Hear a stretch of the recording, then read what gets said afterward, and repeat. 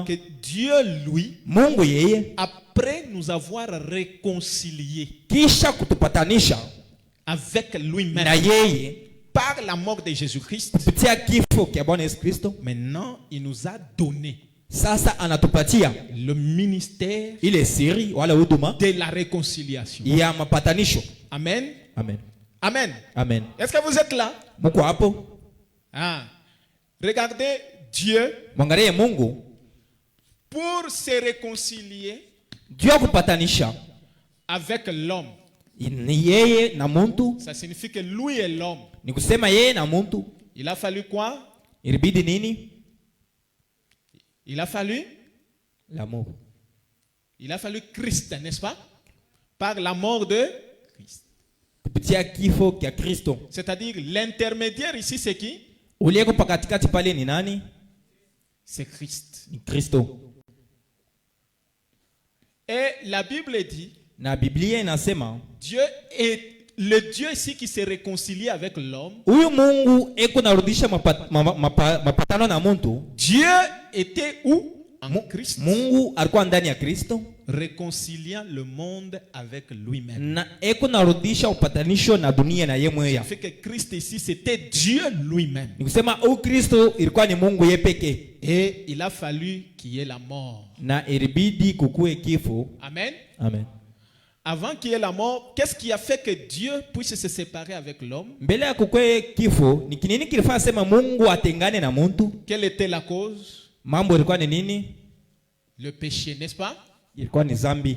Et quand il y a eu péché, Na wakati kulikuwa zambi, c'est ce qui a fait que l'homme s'est séparé de Dieu. ndio ilifanya kusema muntu atengane na muntu na Mungu. Mais pour que Dieu puisse se réconcilier avec cet homme-là, Lakini ndio Mungu engee mpatano na ule muntu, il fallait régler la question du péché. ilibidi kumaliza ile mambo ya zambi. C'est ainsi que Dieu lui-même est venu. Ndio hivi Mungu yeye moyo alikuya Il est mort lui-même na anakufa yeye moya à la place de l'homme pafashi ya muntu, parce que Dieu l'a aimé. juu Mungu alimupenda. Parce que frère Branham dit avant, Kama we ahurumie bantu maovu yabo, Dieu aussi ne pardonnera pas vos péchés. na Mungu na yeye tena hatasamehe mazambi yako. C'est-à-dire ce que vous voulez que Dieu fasse pour vous, Ni kusema kile wewe unapenda Mungu akutendee, faites-le d'abord aux autres. na we anzia hapo mbele kutendea benzako. Si vous voulez que Dieu puisse vous bénir, Kama wewe unapenda Mungu akubariki, bénissez les autres. we anza kubariki bengine. Si vous voulez que Dieu vous pardonne, Kama wewe unapenda Mungu apate kusamehe, pardonnez aux autres. we anza mbele kusamehe bengine. Mais si vous retenez le péché des autres, Lakini we kama uko nachunga zambi ya bantu, alors Dieu aussi retiendra tes péchés. na pale Mungu atachunga tena mazambi yako. Est-ce que vous êtes là? Amen. Si vous voulez que Dieu vous bénisse, Kama mnapenda Mungu il amibariki, faut bénir les autres. inafanya wewe kubariki bengine. Le simple fait de dire que Dieu vous bénisse, Ile namuna tu ya kidogo ya kwambia mwenzako c'est ase une Mungu façon akubariki, d'attirer les bénédictions. ni namuna ya kukokota mabaraka. Je lisais dans les questions-réponses, Ndio kunasema mswali na jibu. Frère Branham me dit, Ndio maana anasema si vous voulez que Dieu puisse vous guérir, kama wewe unapenda Mungu akutunze, priez pour quelqu'un d'autre qui est malade. we ombea ule mtu mwingine ule kwa magonjwa. C'est ça le secret. Ndio siri ile. Et il a fallu qu'il puisse se réconcilier. Na ilifai arudishane na muntu. Quand Dieu s'est réconcilié avec l'homme, Wakati Mungu anarudishana na muntu, à la Pentecôte, kule ku Pentecote, Dieu est venu dans l'homme. Mungu alishuka ndani ya muntu. Maintenant, l'homme Na muntu qu'on a réconcilié, ule barudisha kupatana kule. Dieu lui donne maintenant une... Itoa Pour que Dieu puisse mu ya zambi. consiste à retrancher la vie. Yo mambo ya ni kutosha tu buzima. Marquez comment les gens peuvent donc regarder et voir ce que nous croyons de façon très absolue dans le sang du Seigneur Jésus. Hata vile bantu wanaweza kuangalia na kuona vile tuko naamini ndani ya damu ya Yesu Kristo. Je pensais que Jésus était un juif Nilianza kuanza kusema Yesu alikuwa Myuda ou qu'il avait un sang juif. wala alikuwa na damu ya Bayuda. Il était né d'une mère juive, Alizalikuwa na mama wa Bayuda, mais il n'avait pas le sang juif. lakini ashikwe na damu ya Bayuda, Il n'avait pas non plus le sang des gentils. na ye ashikwe na damu ya bantu ba mataifa, Il avait le sang de Dieu. lakini ye alikuwa na damu ya Mungu. Voyez-vous? Mnaona? Et frère Branham dit, Ndio bana anasema et Jésus-Christ a dû se sacrifier. Yesu Kristo alijitoa Il est temps de se purifier et de saisir quelque chose. Ni wakati ya kujitakasa na kubamba kwa kitu fulani. Et Frère Branham dit, Na ndio Branham anasema, remarquez, muone, laissez un peu. Frère Branham dit ceci. anasema Toute promesse divine de cette Bible hii malako yote ya kimungu ya hii Biblia va s'accomplir. yo itatimizika. Si vous croyez cela s'accomplira. Kama munaamini ile na itatimizika. L'attitude mentale correcte envers toute promesse divine Hali ya bumuntu yenye kwa sawa na malako ile ya kimungu amènera celle-ci à s'accomplir. na italeta hii malako ipate kutimizika. Remarquez, Muangalie comment parviendrons-nous au ciel? namuna kani tutenda kufika kumbingu. Si vous êtes seulement un membre de cette église ici ce soir, Kama kupaka mwenye mambo wa hii kanisa hii magharibi, j'aimerais vous demander si vous n'êtes pas encore réellement né de nouveau. mina napenda kukuuliza kama kweli kweli au ya azarika mala mupya. J'aimerais vous demander comment vous allez partir au ciel Napenda kuuliza namuna kani utenda kumbingu. alors que la Bible dit que vous devez être parfait. Japo Biblia inasema mnapasha kuwa bantu kamilifu. Et la loi a prouvé qu'il y a une perfection. Na sheria inahakikisha kusema kuku bukamilifu. Alors comment devenez-vous parfait? Namuna kani mwe mnakuwa kamilifu. Vous allez devenir parfait comment? Mutakuwa bantu kamilifu namuna kani. Frère Branham dit au paragraphe 33, Bwana nasema kwa 13. Dieu n'examine jamais le croyant. Mungu ashwezi kuchunguza mwaminifu. Parce que vous êtes imparfait. Juu hauna muntu mwenye kuwa kamilifu. Et car vous êtes mort, Japo et unakufa votre vie est cachée en Dieu par Christ. na maisha yako inafichwa ndani ya Mungu Mkristo Scellée par le Saint-Esprit. yenye kutia muri na Roho Mtakatifu. Dieu regarde à l'agneau. Mungu eko naangalia mwana kondoo. Christ est mort à votre place. Kristo alikufa pafashi yenu. Lui, l'agneau sans tache. Ye mwana kondoo bila zambi. Voilà à qui Dieu regarde. Mwangalie mwenyewe Mungu eko naangalia. Et William Branham raconte une histoire ici. Na William aname eko naleta hadithi moya. Il dit toujours dans la même prédication, Paka mwenye mahubiri au moya paragraphe moya. 45, Makumi ine na c'est la tano. loi qui possède un nombre du 3, 12, 54. Yeah, Paragraphe William- 45. Makumi ine na tano. Écoutez s'il vous plaît. Mushikie. Il dit ceci. Anasema hivi. C'est si facile de condamner et de condamner les autres. Na inakuwa teketeke ya kuhukumu na kuhukumu bengine. Hein? Frère Branham avait des campagnes. Et Frère Branham parle. Il dit ce petit endroit-là, Ile fashi kidogo c'était chez les Danked, chez les Amish. ilikuwa ni ya kubahamishi. Et ce petit restaurant là où il allait manger, Na ile restaurant kidogo kule kwenye barendo kura. les petites dames qui travaillaient là Bale ba mama kidogo baranzo tumika kule. étaient très propres. Barkwa safi. C'était des petites dames qui se comportaient bien. Barkwa banamuke beko natenda mzuri. Et nous passions des moments merveilleux à manger là.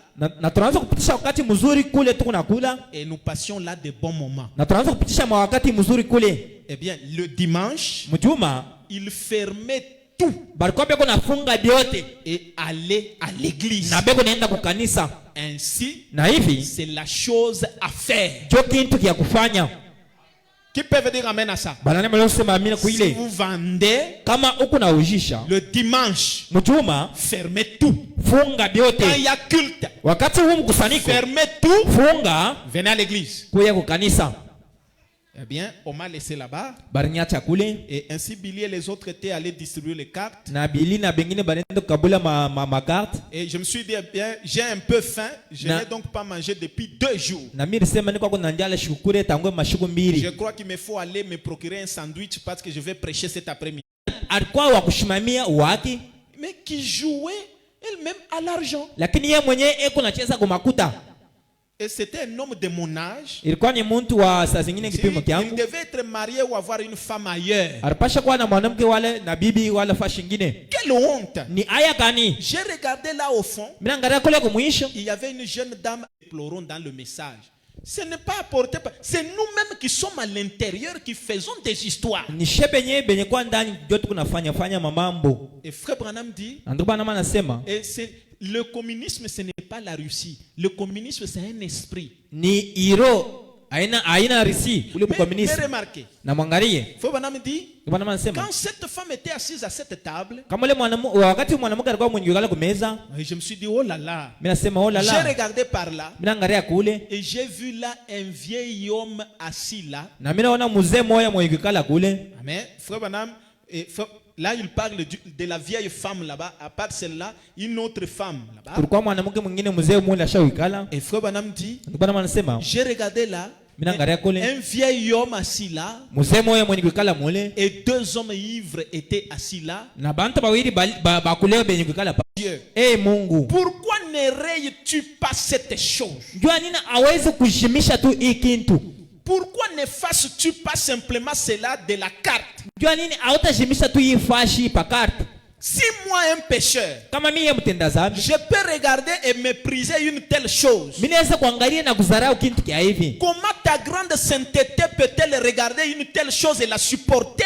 Sasa namuna kani butakatifu bwako mnaweza kuangalia kintu kia vile na bunavumilia. Et je me suis dit, oh Dieu, Mimi nasema Mungu, ma petite Rebecca ule Rebeka wangu et kidogo, ma petite Sarah doivent atteindre cet âge. Sara wangu kidogo na baba atafika mule kipimo. L'une a 8 ans Mmoja yuko na miaka et 8 l'autre 3 ans. na mwingine yuko na miaka 3. Comment vont-elles grandir ici en voyant de telles choses? Namuna kani banaweza kukomea humu mkuona bintu bia hivi? Qu'est-ce que cela deviendra en leur temps? Na hii mambo itakuwa namuna kani mwile wakati yabo. Oh Dieu, Mungu, pourquoi ne nettoies-tu pas la chose? jua nini hautasafisha hiki kintu? Et Dieu m'a alors appris une leçon. Na pale Mungu ananipatia kwa leso moya. Et Fabana me dit, Na ndugu bana anasema quand les deux hommes se sont levés, se sont dirigés vers les toilettes, wakati bale banaume bawili banalamuka banaenda saa ku toilette, je me suis dit, oh Dieu, regarde ça. mimi angalia Mungu angalia hivi. Et Fabana me dit, personne ne me servait. Na ndugu anamsema hakuna mtu alikuwa kunipatia vyakula. Je me tenais juste à la porte en train de regarder tout autour. Mimi naanza kushimama tu pa mlango, mimi naangalia kando kando. Écoutez, Mshikie. et le Saint-Esprit m'a dit, Na Roho Mtakatifu ananiambia viens par ici. pitia huku. Et je suis allé là. Na mimi nenda kule. Je me suis assis pour regarder. Mimi nekala njoo kwanza kuangalia. Vous voyez, maintenant là, il a eu une vision. Pale anapata onyo. J'ai vu comme si la terre tournait. Mimi naona sawa bulongo buku na jinguluka. Et il y avait autour de cette terre, Na kando ya ile bulongo il y avait un arc-en-ciel. kulikuwa arc-en-ciel. Amen. Amen. Fabanam va voir la terre comme ça. Bwana naona bulongo vile. Autour de la terre ici, Na kando ya ile bulongo comme l'arc-en-ciel sawa arc-en-ciel qui entourait la terre. ilikuwa kuna jinguluka bulongo. Et Fabanam dit, Bwana anasema et qui tournait continuellement. C'était comme une bande rouge ilikuwa sawa bande ya rouge qui entourait la terre. ilikuwa kuna jinguluka bulongo. Et Fabanam dit, Bwana anasema je suis donc entré. na mimi ringia mule. Et quand je me suis tenu là à l'intérieur, Wakati mimi nishimama mule ndani, j'ai regardé mimi naangalia et j'ai vu quelqu'un se tenir au-dessus de la terre na mimi naona mtu mwenye kushimama yule ya bulongo avec ses bras tendus comme ceci. na mikono yake ya kunyolosha hivi. C'était notre Seigneur. Ilikuwa ni Bwana wetu. Et je me suis vu moi-même. Na mimi naliona mimi moya. Est-ce que vous suivez? Amen. Je me suis vu moi-même. Mimi naliona mimi Branham. Et chaque fois que je faisais quelque chose de mal, Na kila mara mimi naanza kufanya kitu kibaya. et chaque fois que je faisais quelque chose de mal, juste à ce moment-là, Na kila mara mimi naanza kufanya kitu kibaya paka mwile wakati le Père m'aurait ôté la vie là même. baba alipasha kuniua paka pale.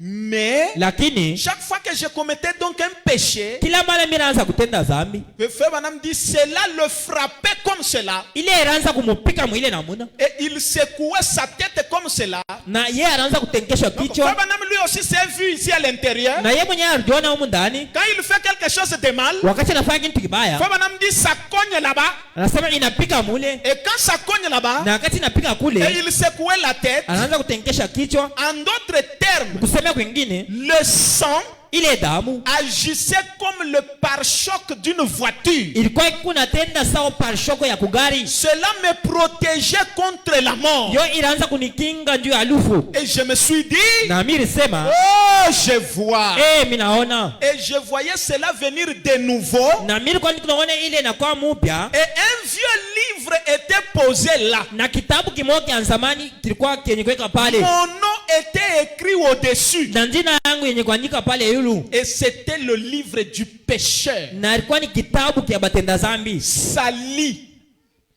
kitabu chafu, Et mon nom na jina langu se trouvait au-dessus. ilikuwa pale yulu. Et quand je péchais, Wakati mimi naanza kutenda zambi, cela était enregistré contre moi. na hiyo baraza kunyanjikia pale Mukile kitabu. kile kitabu, Et Dieu aurait dû m'ôter la vie. na Mungu alipasha kunitosha pa Mais bulongo, le sang de Christ me protégeait. lakini damu ya Kristo ilianza kunichunga. Chaque fois que cela frappait, Kila mara ilianza kupika, je le voyais comme cela. naanza kuliona vile, Et je voyais ces cicatrices des épines sur son na visage. nilikuwa naona bilonda byake bya miba kuhusu Et yake, le sang coulait sur son. na damu ilianza kuvuya, Il battait ses paupières fatiguées. anaanza kupika mapopiere yake, Il s'est retourné na anageuka et me regardait disant, ananyangalia na kusema, Père, Baba pardonne-lui. umhurumie. Et ensuite, Na kisha je m'en allais mimi naenda et je faisais une autre chose. na mimi naanza kufanya tena kitu Et kingine, la chose revenait comme cela. na kitu kinaanza kurudia paka vile. Il disait, Alikuwa anasema, Père, Baba pardonne-lui. umhurumie. Et je pensais, oh, je vois. Na mimi naanza kusema, oh, mimi naona. La raison pour laquelle Dieu ne peut pas ôter la vie à ces gens, Na sheria ambao Mungu asiwezi kutosha wala kuua hapa bantu à ces pécheurs, kwa hapa batenda zambi, c'est parce qu'ils sont encore protégés. ni njoo bengariki ndani ya ukingo. Est-ce que vous avez suivi? Amen.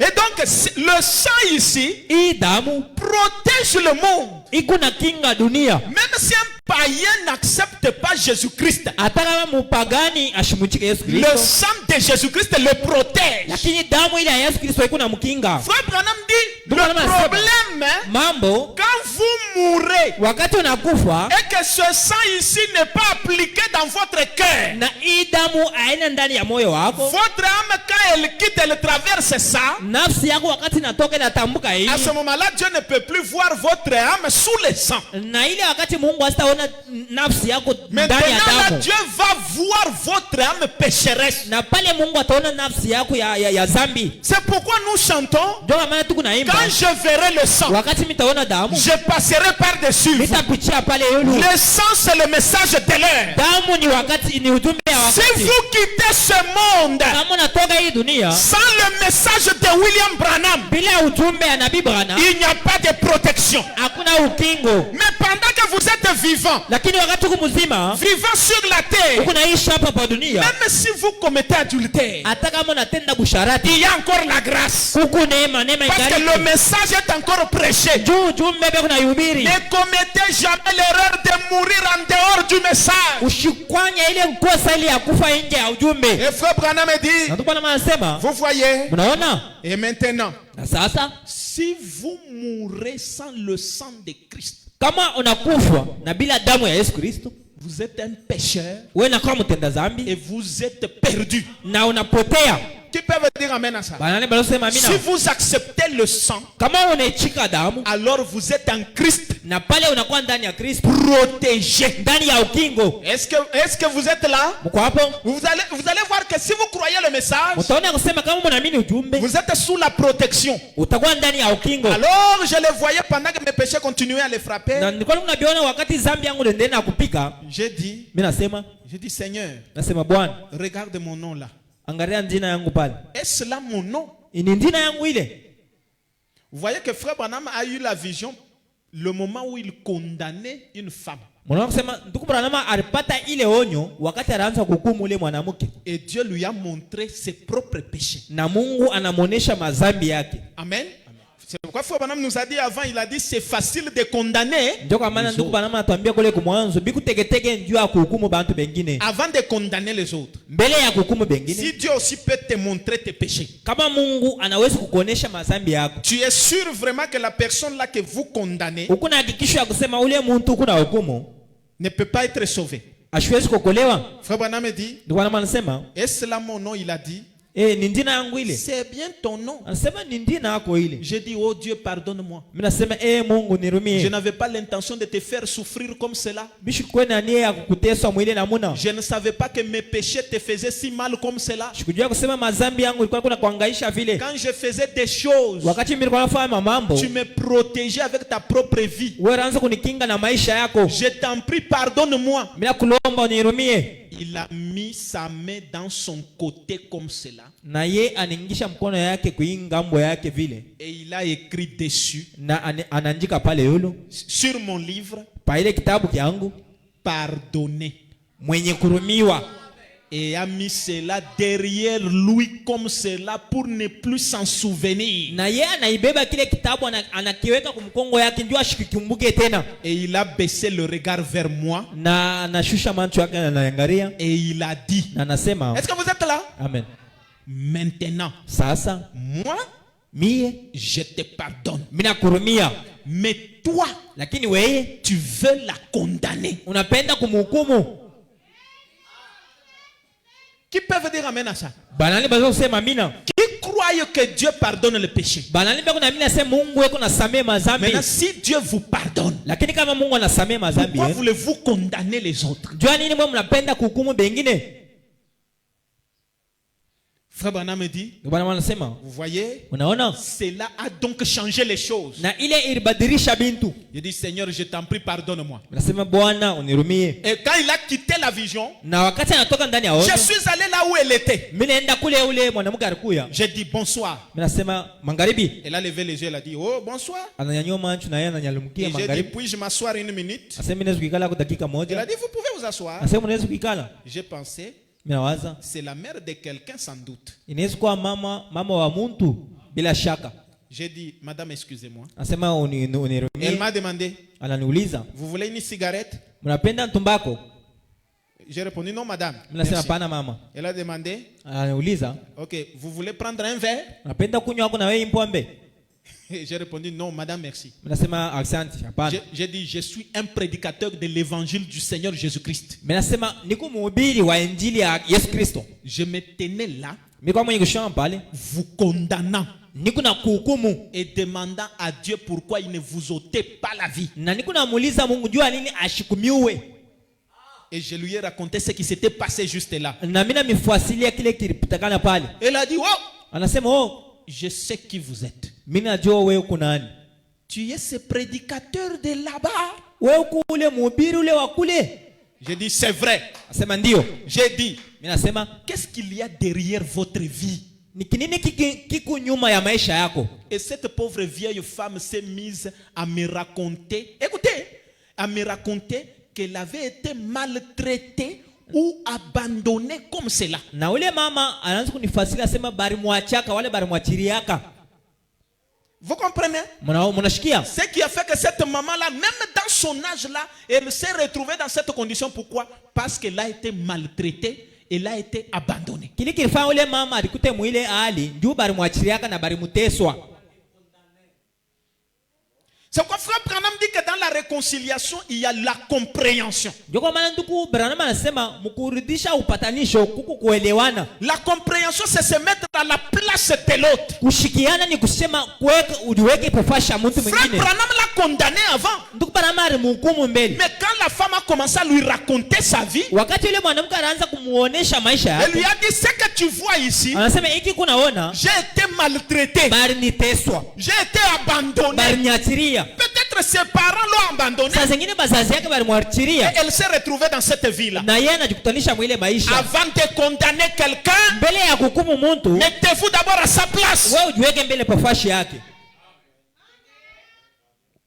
Et frère Branham dit, Na ndio maana anasema, et comment elle a été une fois membre d'une église, lui parler. mimi naanza kumsemezea. Je l'ai prise par ses vieilles et faibles mains, Mimi nambeba kupitia mikono yake mizaifu. et les larmes coulaient. Na machozi kuna telemuka. Elle a jeté cette cigarette par terre, Na anatupa ile tumbako. s'est agenouillée là, Na anapiga magoti. et elle est humblement venue au Seigneur Jésus-Christ. Na yeye anakuwa anaitika Bwana Yesu Kristo. Frère Branham dit, quelle différence différence quand vous regardez une fois. Si Dieu n'avait pas montré à Frère Branham ses propres péchés, Frère Branham n'aurait pas ramené cette femme-là à Christ. Afin de ramener quelqu'un au Seigneur, regarde d'abord que toi aussi tu es dans la même condition. Frère Branham dit, qui sommes-nous? D'où venons-nous? Elle s'est levée là, essuyant les larmes de ses yeux. Elle a dit, j'ai honte de moi-même, monsieur. Je dis, maintenant maman, allez vous habiller, allez à l'église. Trouvez-vous une bonne église. Soyez un membre loyal du corps de Christ. J'ai dit, aujourd'hui, il y a des centaines de gens assis là-bas qui ont voulu entrer dans la ligne de prière. Ils sont en train de m'attendre là-bas. Mais le Saint-Esprit traite avec moi aujourd'hui à votre sujet. Et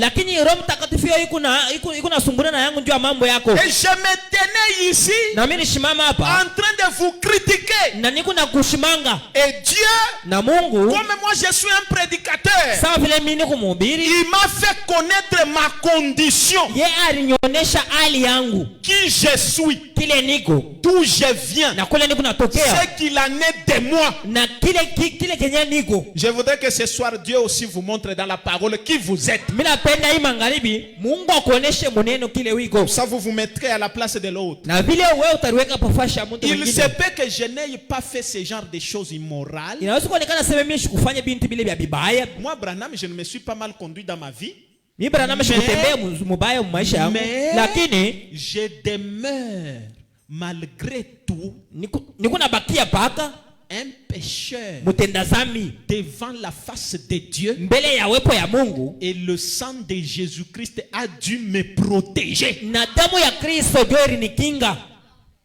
Ce qui nous protège tous ici, c'est le message. C'est le sang de Jésus-Christ. Personne n'est digne ici de se dire chrétien. Personne. Frère Branham dit, c'est comme cela que nous devons considérer les choses. Frère Branham dit dans la loi, la prédication de la loi, Frère Branham dit ceci. Il parle d'ailleurs de la mort. Frère Branham, je lis juste le paragraphe 17 parce que je vais vite. Frère Branham dit ceci. Un jour, il parle de la mort. Un jour, nous passerons tous par là, les amis. Tous. Hein? Chacun d'entre nous. J'appelle votre conscience. Chaque fois que vous êtes distrait, il faut savoir que c'est le temps que vous faites passer. Chaque fois que vous êtes assis là-bas, en train toujours de parler, c'est le temps que vous gaspillez. Parce que pendant que vous parlez, même pendant 1 heure là, le cœur a battu pendant combien de temps?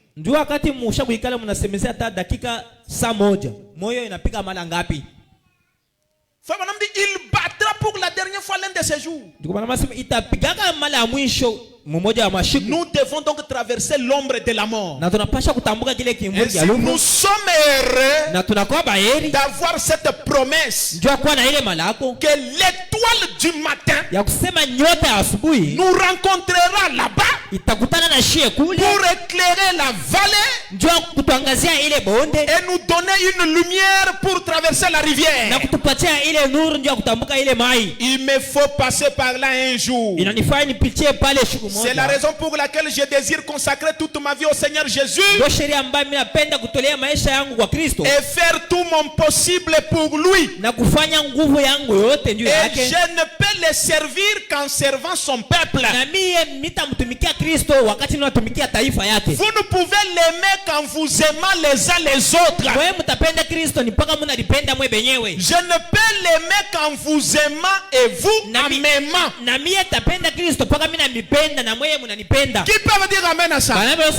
Qui aime Christ? Qui aime le Seigneur Jésus-Christ? La preuve que nous nous aimons, c'est si moi je vous aime, vous aussi vous m'aimez. À ce moment-là, nous aimons Dieu. Et frère Branham dit, vous voyez, et nous devenons ses enfants. Si donc nous voulons avoir une bénédiction, je crois qu'il n'y a pas quelqu'un qui ne désire être béni. Tous ici nous voulons être bénis. N'est-ce pas ça? Vous voulez être béni? Mon frère là-bas, vous ne voulez pas être béni? Et frère promise, vous voulez être béni? Écoutez frère Branham. Vous croyez que frère Branham c'est notre bénédiction? N'est-ce pas ça? Écoutez ce qu'il nous dit. Si nous voulons avoir une bénédiction, soyons une bénédiction pour quelqu'un d'autre. Et il y aura en retour une bénédiction. Dites amen. Je suis une bénédiction pour le 7e saut.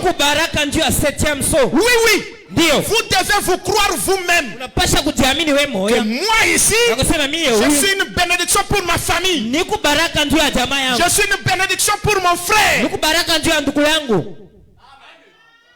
Amen. Amen. Vous devez arriver au moment où votre frère doit vous croire. Ces frères-là, même s'il n'a rien, mais quand il arrive, les choses changent. Il ne faut pas être un frère, vous arrivez quelque part, c'est là que les choses se compliquent. Frère, hii mambo tuitrete shi wenyewe kama frère fulana nafika. Mintu bitalabika. Non, là vous n'êtes pas une bénédiction. Pale aona baraka. Faut banam dit soyez une bénédiction pour quelqu'un d'autre. C'est comme jeter son pain sur l'eau, cela reviendra. On récolte ce qu'on a semé. Ah, qui peut vous dire amen? Vous semez la haine, vous récolterez quoi? Vous semez les critiques, vous récolterez quoi? Mais si vous semez l'amour, vous récolterez l'amour.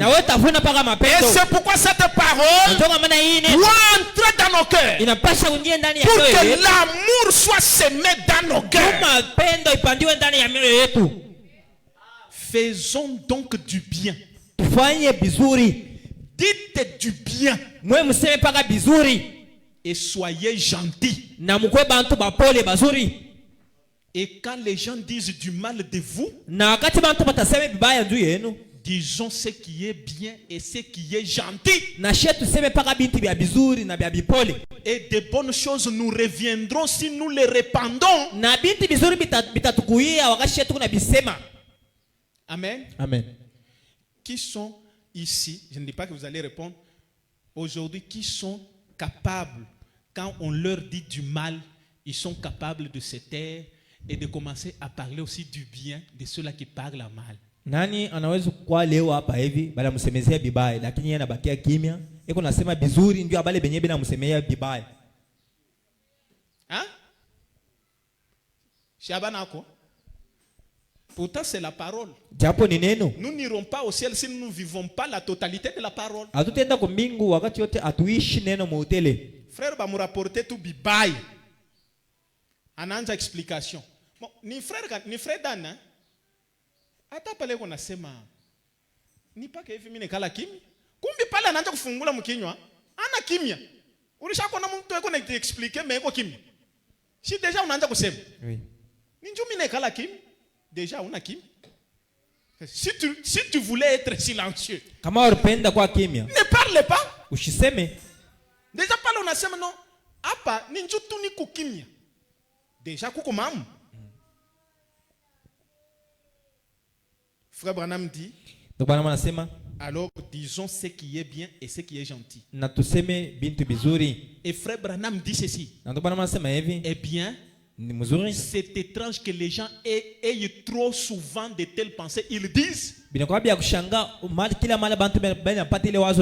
oh, je suis faible. Je n'ai pas une très grande foi. Je ne suis pas un très bon chrétien. Je suis malade. Frère Branham dit: c'est exactement ce que le diable veut que vous disiez. À ce moment-là, vous parlez son langage. Vous ne devriez jamais dire ça. Qui peut me dire amen à ça? C'est Frère Branham qui le dit. Ne laissez jamais votre témoignage être négatif.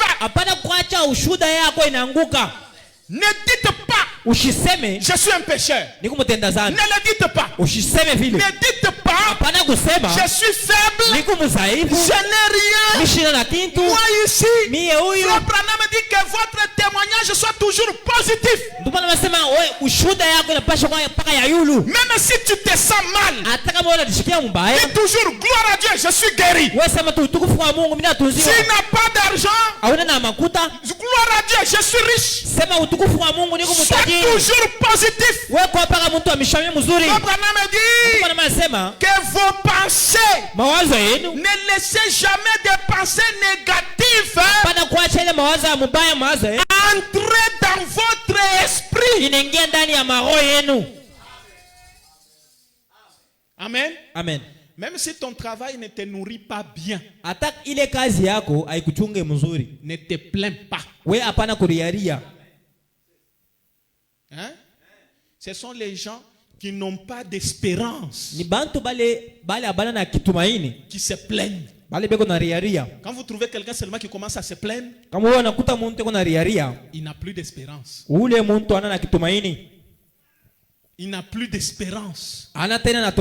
Nous avons l'espérance. Peu importe. Nous croyons que peu importe le temps, le Dieu de Branham, tant que vous lui restez fidèle, peu importe, il répondra. C'est comme ça que nous croyons. Et le Dieu de Branham ne peut jamais vous décevoir. Il ne déçoit jamais. Frère Branham dit: vous voyez, il dit le sacrifice que nous devons faire. C'est quel genre de sacrifice? Parce que pour réconcilier l'homme avec l'homme, ou vous avec votre frère, vous devez avoir l'amour. Après vous devez vous sacrifier.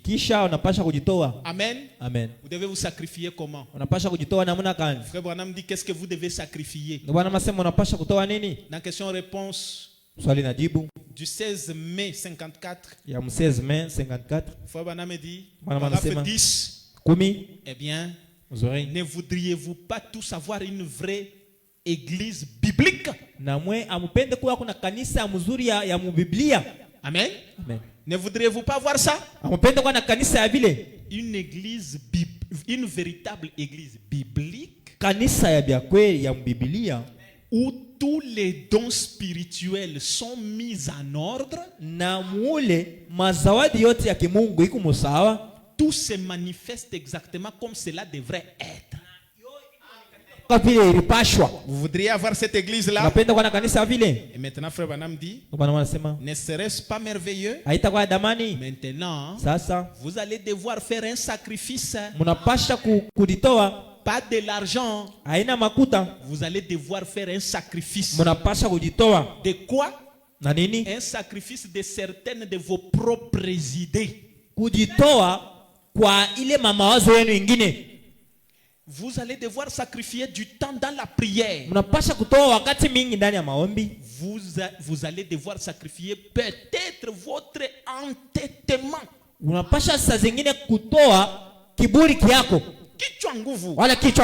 Vous brisez dans l'humilité. Vous allez devoir. Toute l'action chrétienne, c'est le sacrifice. Que celui qui veut me suivre renonce à lui-même, se charge de sa croix et me suive chaque jour. Combien de fois devez-vous faire le sacrifice? Chaque jour. Paul disait qu'il mourait chaque jour. Il mourait chaque jour. Et je crois que la vie chrétienne est un sacrifice continuel. C'est lui qui c'est lui qui vient à moi qu'il renonce à lui-même. Dit la vie chrétienne, c'est un carême continuel. Vous voyez? Amen. Dit, ça fait de la joie de servir le Seigneur Jésus. Ça fait de la joie de consentir un sacrifice.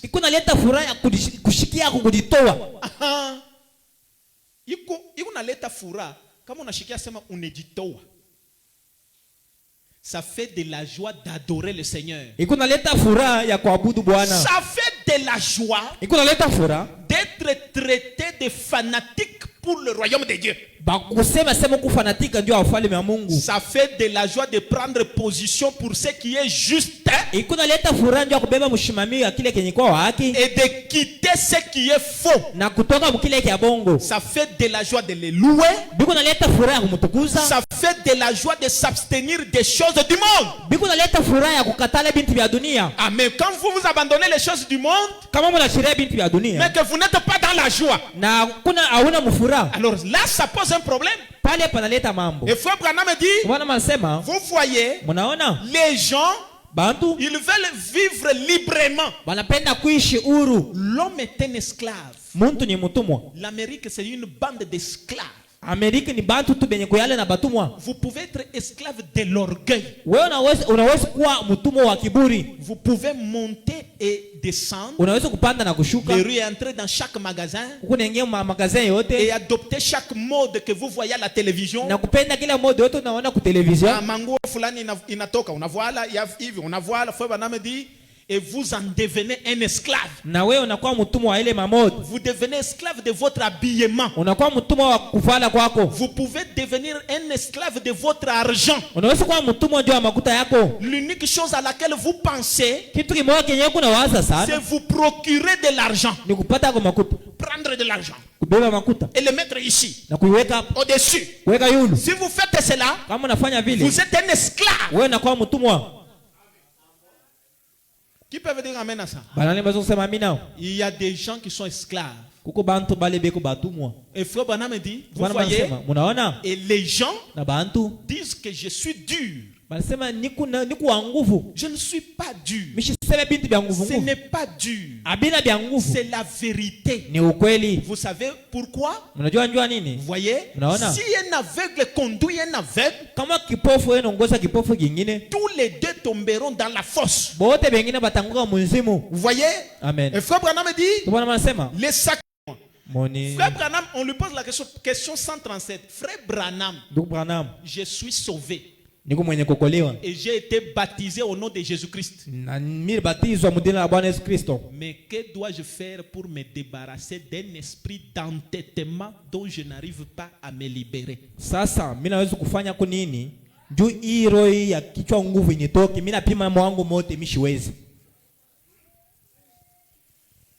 Dites amen. Vous savez que même au 7e saut ici, il y a un esprit d'entêtement. Cette église ici doit être délivrée.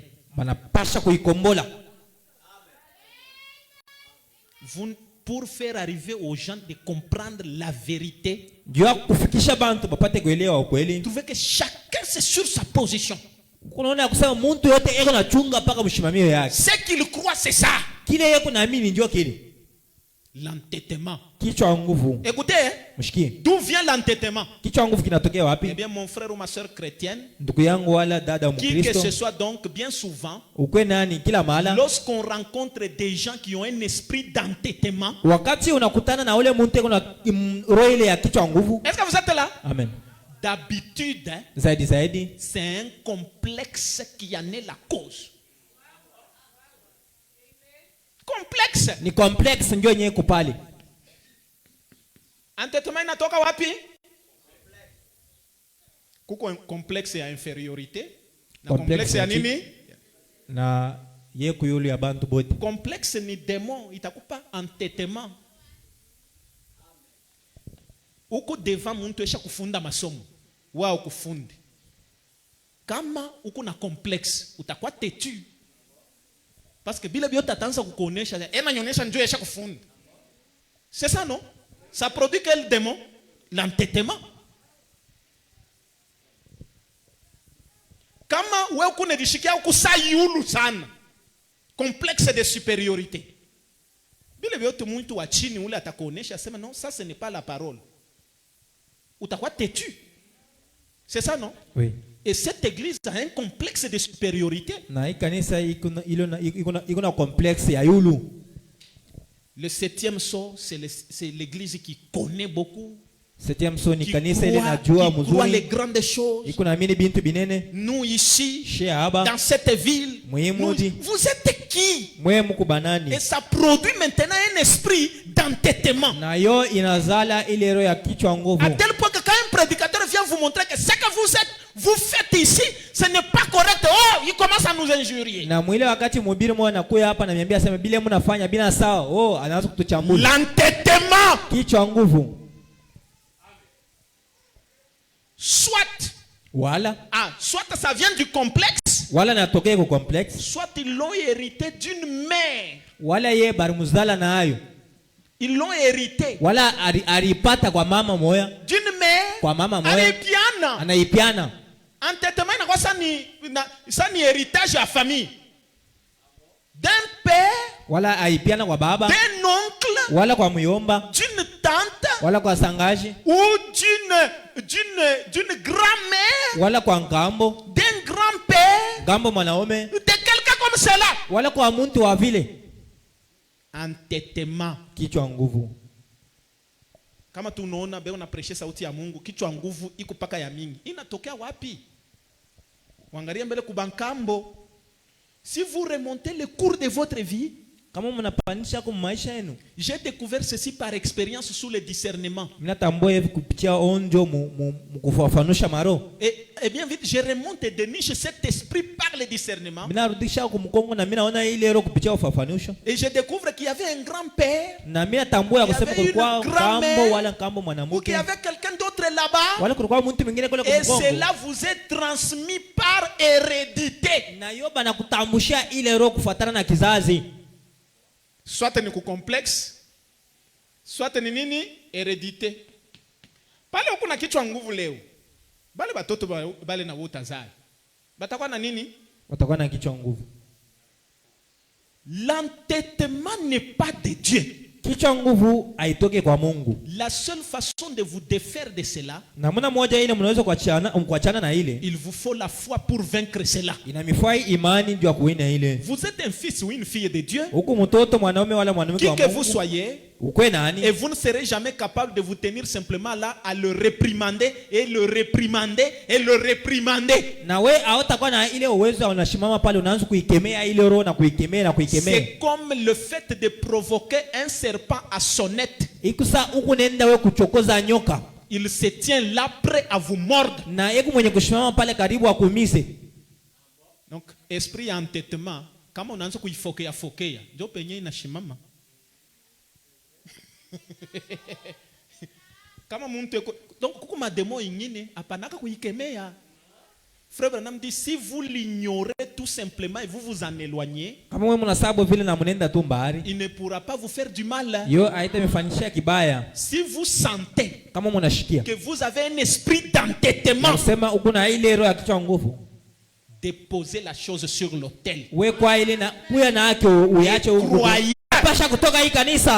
voir une église humble. Frère Branham dit l'humilité c'est la puissance. Frère Branham dit montrez-moi une église humble. Je vous montrerai une église qui a la puissance. Mais quand vous êtes toujours têtu, Dieu n'accomplira même pas de miracles ici.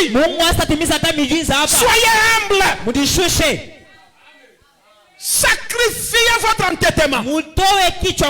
Sacrifiez votre compréhension. Frère Branham dit, je termine par là, je lis deux ou trois citations, je termine. Frère Branham dit, écoutez, dans Christ n'est pas le bienvenu. Il dit, paragraphe 206, je saute beaucoup de choses, il dit, et vous vous dites chrétien, vous êtes très empesé. Vous ne pouvez pas tendre la main pour serrer la main à un mendiant dans la rue et lui parler du Seigneur. Na hawezi kulamukia kule muntu eko na riaria mbalabala na kumwambia kwa mambo ya Kristo. Ba Kristo. Yeye unapita pale. Baba saidia.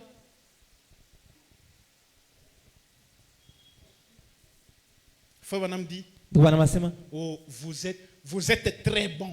Uko wewe mzuri sana. Hein? Ba Kristo bazuri sana. Nous voyons qu'il n'y a rien de bon en nous. Quand on pense à lui qui est devenu un laquais laveur de pieds. Yesu alinawisha tina mikulu ya bantu. Me weye mwenye bariokoa. Na muntu tu wa kulomba munani mubalabala umu. Pa kushimama tu asema umuoneshe kwa mambo ya Mungu. Eko na lomba, unashimama unampa makuta kisha unamuonesha mambo ya Mungu. Nani alishaka kuinvite mandian? Nani alishaka kuinvite mandian umu? Aba banalombaka. Est-ce que mune benvitaka? Donc lui, Jésus n'est pas venu pour sauver ces gens. Hein? Il n'est pas venu pour sauver ces gens. Frère Branham dit, vous voyez, vous n'êtes bon. Il n'y a rien de bon en nous. Vous savez quoi? Ce que j'ai constaté dans mes voyages, généralement, vous trouvez que des grands hommes se font des petits hommes. Je vais là où il y a des grands hommes, mais dès que je me mets à les quitter, ils vous font penser que c'est vous qui êtes les grands hommes et que eux ne sont rien.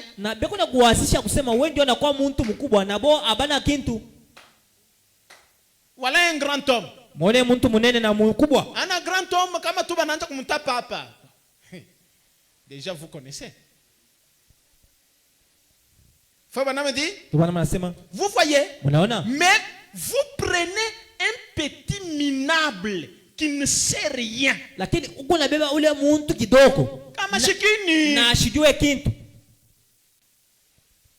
Il pense être tout. Il n'est rien pour commencer. Ce sont des grands hommes qui se font des petits hommes. Et Frère Branham dit, vous voyez, je lis la dernière citation. Frère Branham dit dans la force parfaite,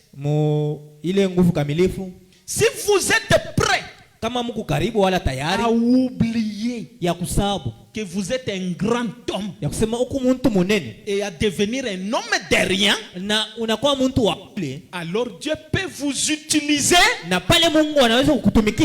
faire de vous un grand homme. Mais il vous faut oublier que vous êtes très important. Beaucoup parmi vous, certaines personnes, aussitôt qu'elles deviennent chrétiennes, elles deviennent arrogantes, indifférentes. Elles font donc le contraire.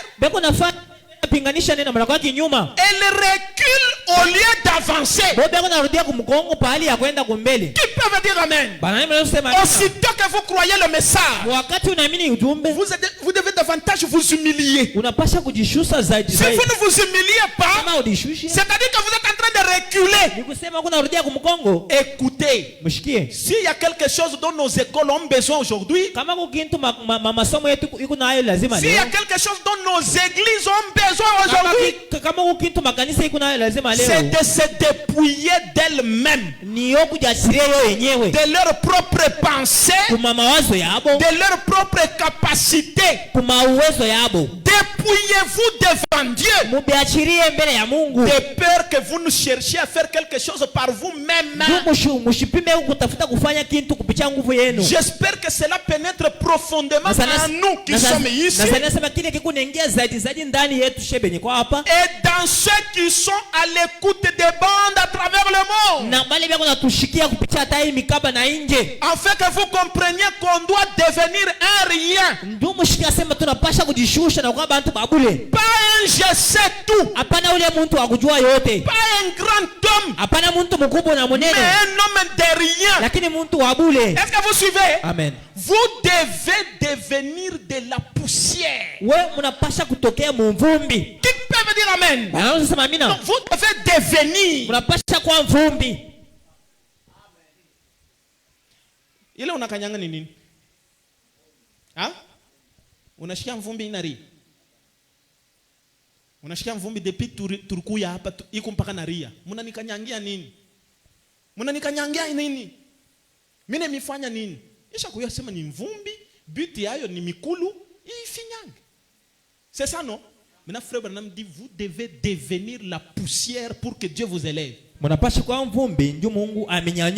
Ça signifie que vous devez devenir la personne que tout le monde peut piétiner.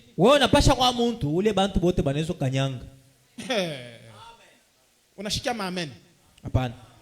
Qui peuvent devenir de la poussière ici? Je vais être la poussière. Je veux être injurié. Je veux être méprisé. Mais je veux m'accrocher à la parole. Parce que le Dieu lui-même qui a dit devenez la poussière, il est celui qui peut me faire monter jusqu'aux étoiles. Frère Branham dit vous devez en arriver à vous rendre compte que vous n'êtes rien. Et ne vous élevez jamais au-dessus de cela. Parce que aussitôt que vous vous élevez au-dessus, vous vous élevez au-dessus de Dieu.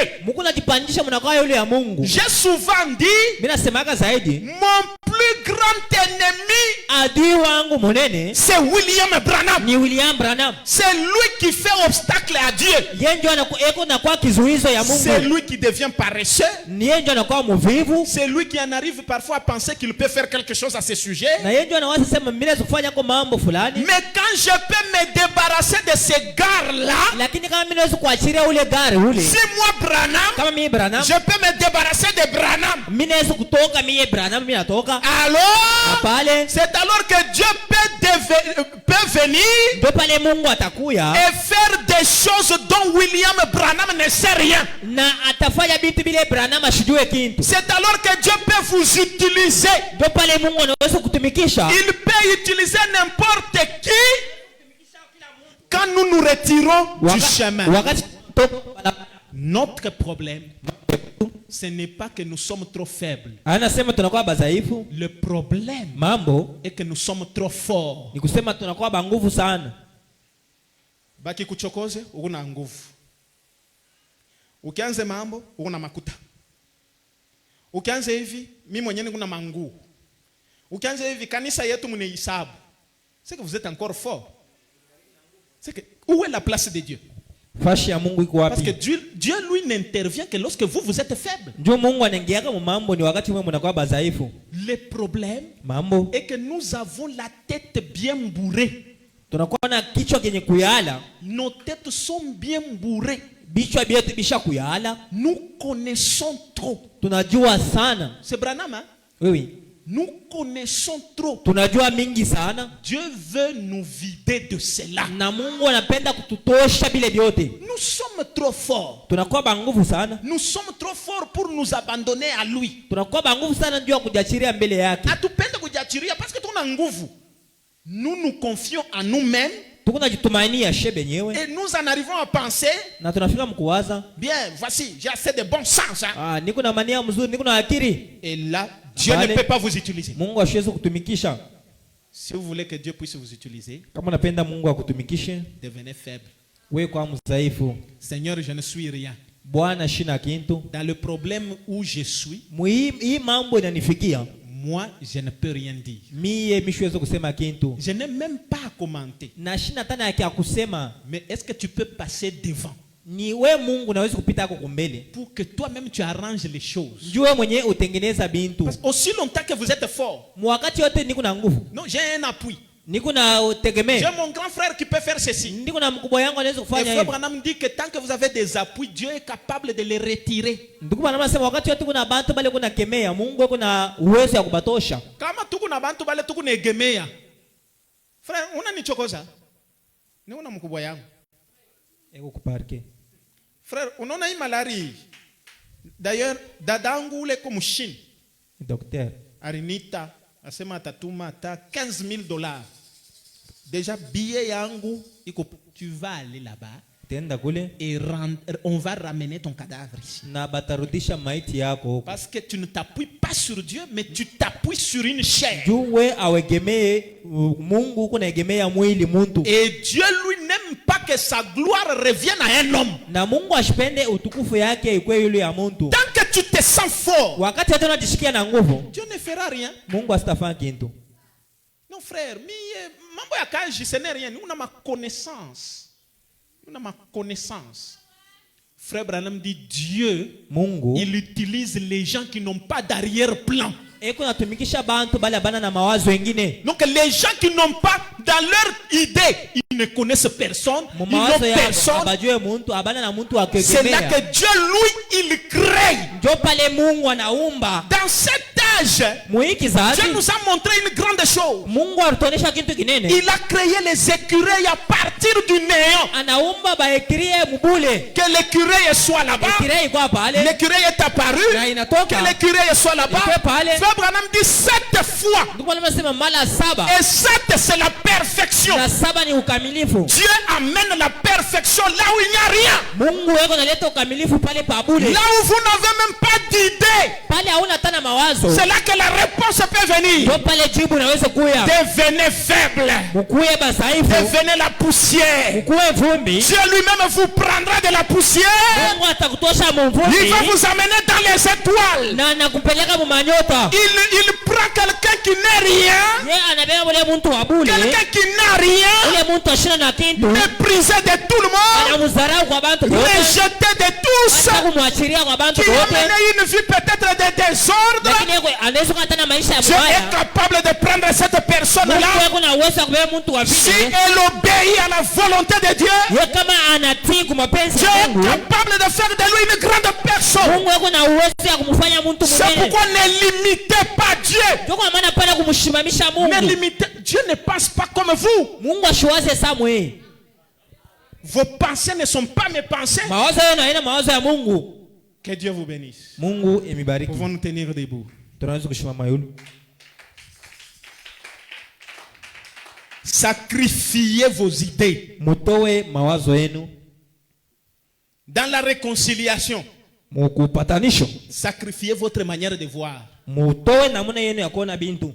moi je vois comme ceci. Je conclue comme ça. Vous allez conclure quoi?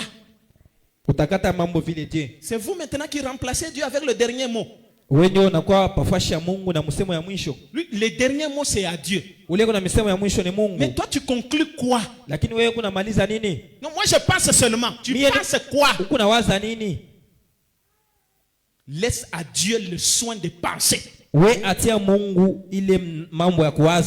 C'est Dieu qui pense. C'est Dieu qui accomplit. Et vous et moi, nous n'avons qu'à suivre la voie de Dieu. Nous chantons chaque jour de ma vie. Et nous allons prier le Seigneur pendant quelques minutes. Chaque jour de ma vie, 148, Hosanna. Dans l'esprit des prières, nous allons, chacun va prier. Seigneur, aide-moi à sacrifier mes pensées, à sacrifier mes idées, à me mettre à la place de l'autre, comprendre par quoi l'autre est passé, pour que je puisse ramener cette personne-là à Christ. Chaque jour de ma vie pendant que nous prions.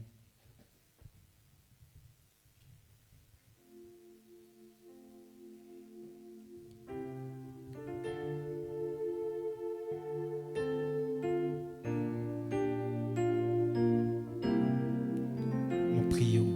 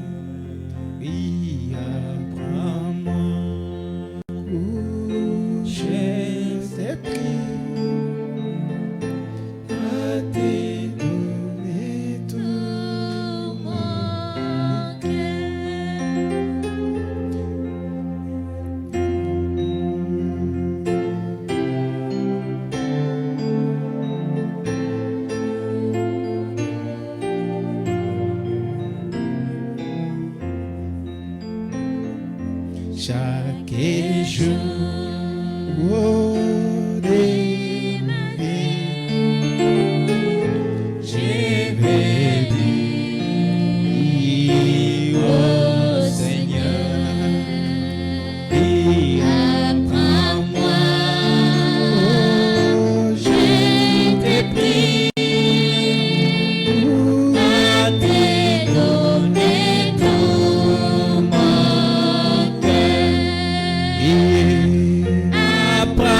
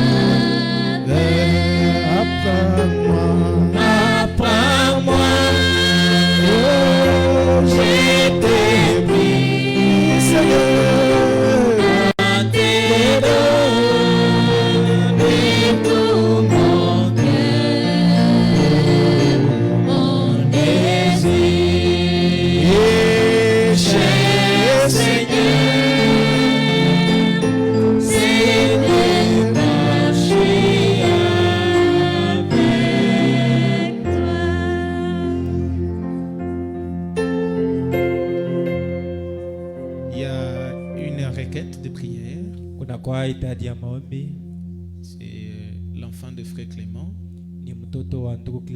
qui est souffrant. Est-ce qu'elle est ici? Si elle est ici, elle peut s'avancer. On va prier.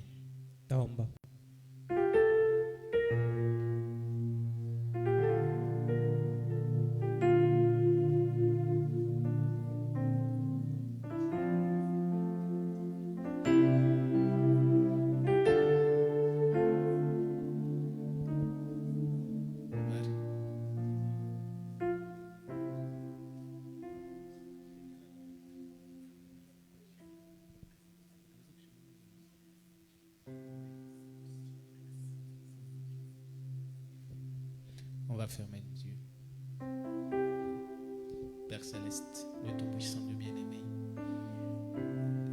je viens avec mes mains, je me pose sur cet enfant de notre frère Clément, sous l'onction des Malachie 4 et de la parole qui vient de sortir, le lion de la tribu de Juda. Et je réprimande les démons qui dérangent cette fille, peu importe que ce soit la malaria, n'importe lesquels qui dérangeraient cette fille. Au nom de Jésus-Christ, vous démons de l'enfer, sortez, allez dans les lieux arides, la date de votre jugement, laissez ce corps libre. Je réclame sa guérison parfaite au nom de Jésus-Christ. C'est par tes meurtrissures que cette fille est déjà guérie. Seigneur Dieu, je crois et j'élève ma main de la foi pour recevoir tout ce que j'ai demandé. Car je l'ai demandé au nom de Jésus-Christ. Père Céleste, merci Père Saint pour cette réunion que tu nous as accordée ce soir. Merci pour ta parole, Seigneur Dieu. Nous voulons réellement marcher dans l'humilité. Aide-nous à sacrifier notre entêtement, notre orgueil, et que nous soyons humbles devant ta parole. Seigneur, nous voulons que cette église demeure dans l'humilité afin qu'elle soit puissante et qu'elle accomplisse de grandes choses. Seigneur Dieu, aide chaque frère, chaque soeur, chaque jeune Père Saint à être réellement de la poussière, à être un rien du tout pour que tu manifestes ta puissance. Seigneur Dieu bien-aimé, c'est toi qui abaisses, c'est toi qui élèves. Nous voulons, Père, que nous soyons abaissés afin que ta main puissante puisse nous élever. Seigneur Dieu, bénis ton peuple, bénis-le spirituellement, matériellement, financièrement, bénis leur travail, bénis, oh Dieu, et que tous ceux-là qui n'ont pas de travail puissent en avoir, ceux-là qui sont bloqués dans leurs activités, oh Dieu, que les activités soient débloquées, et que Père Céleste, tu puisses les bénir, qu'ils puissent prospérer. Seigneur Dieu bien-aimé, je prie pour la promotion de chaque personne. Je prie pour des bénédictions financières, matérielles et spirituelles, Seigneur Dieu. Père Céleste, oh Dieu bien-aimé, bénis chaque foyer, chaque enfant, Père Céleste, oh Dieu bien-aimé. Père Saint, que des riches bénédictions rattachées au ministère de William Branham et rattachées à mon ministère soient déversées sur cette église. Au nom de Jésus-Christ, Père. Seigneur Dieu, je les recommande à toi pendant que nous voulons rentrer. Au nom de Jésus-Christ, nous demandons ici. Amen. Amen. Pouvons acclamer pour le Seigneur. Nous pouvons faire circuler la corbeille à offrande. Nous sommes arrivés à la fin. Que le Seigneur vous bénisse. Et venez le vendredi pour la réunion de prière. Venez à temps à 15h. Pour que nous puissions prier pendant un long moment. Et n'oubliez pas d'inviter les gens pour qu'ils viennent écouter la parole. Que Dieu vous bénisse.